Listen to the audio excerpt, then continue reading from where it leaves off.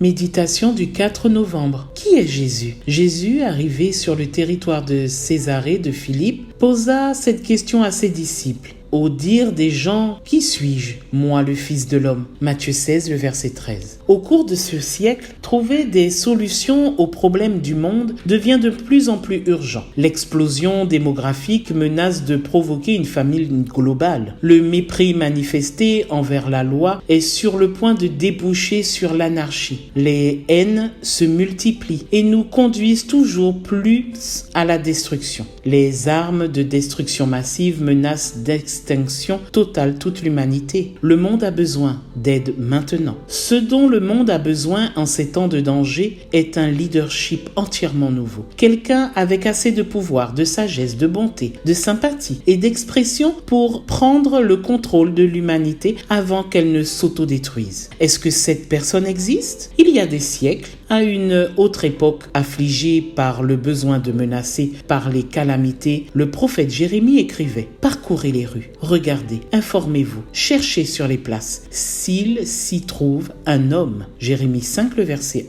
1. Mais le grand besoin du monde correspond aussi à notre besoin intérieur. Chaque être humain a besoin d'un ami inconditionnel pour comprendre ses peines et ses douleurs, pour le guider dans l'incertitude, pour le soutenir dans le besoin et pour l'aider à faire face à ses peurs. Il y a au moins 10 raisons pour lesquelles le Christ Jésus est ce chef-là, cet ami dont le monde et nous avons besoin. Jésus est le Fils de Dieu. Et avoir le Fils de Dieu lui-même pour chef et ami doit être magnifique. Jésus est avec Dieu et il est appelé Dieu. Il a exprimé qu'il était aussi divin que son Père quand il a dit « Moi et le Père, nous sommes un ». Jean 10, le verset 30. Jésus est éternel. Cela nous donne de l'avantage car il a existé, existera pour toujours. Jésus a coopéré avec Dieu dans la création, c'est-à-dire qu'il sait combien le monde fonctionne. Jésus est né dans la chair à travers une vierge. Il peut de cette façon nous comprendre et nous aider en tant qu'être humain. Jésus a vécu une vie sans péché et c'est la clé de cette ère de corruption généralisée. Jésus est mort pour nos péchés. Il peut donc